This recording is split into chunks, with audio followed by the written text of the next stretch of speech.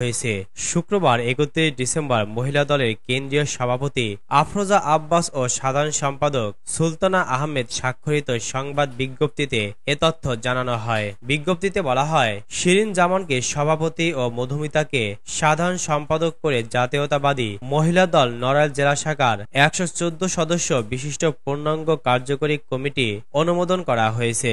এছাড়া উম্বিয়া কুলসুমকে উর্মিকে সভাপতি ও অ্যাডভোকেট ফারহানা পারভিন বিউটুকে সাধারণ সম্পাদক করে জাতীয়তাবাদী মহিলা দল মাগুরা জেলা শাখার ১০১ সদস্য বিশিষ্ট পূর্ণাঙ্গ কার্যকরী কমিটি সংগঠনের কেন্দ্রীয় সভাপতি আফরোজা আব্বাস ও সাধারণ সম্পাদক সুলতানা আহমেদ অনুমোদন করেছেন। বিএনপি সহযোগী সংগঠন জাতীয়তাবাদী মহিলা দলের নড়াইল ও মাগুরা জেলা কমিটি অনুমোদন করা হয়েছে।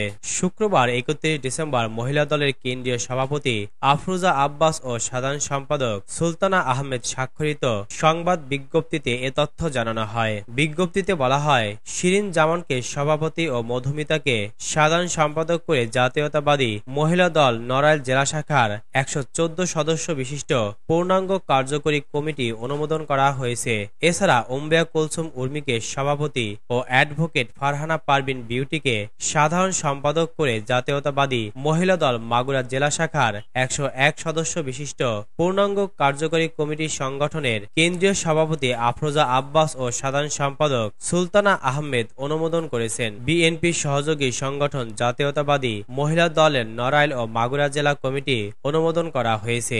শুক্রবার ৩১ ডিসেম্বর মহিলা দলের কেন্দ্রীয় সভাপতি আফরোজা আব্বাস ও সাধারণ সম্পাদক সুলতানা আহমেদ স্বাক্ষরিত সংবাদ বিজ্ঞপ্তিতে এ তথ্য জানানো হয়। বিজ্ঞপ্তিতে বলা হয়, শিরিন জামানকে সভাপতি ও মধুমিতাকে সাধারণ সম্পাদক করে জাতীয়তাবাদী মহিলা দল নড়াইল জেলা শাখার ১১৪ সদস্য বিশিষ্ট পূর্ণাঙ্গ কার্যকরী কমিটি অনুমোদন করা হয়েছে।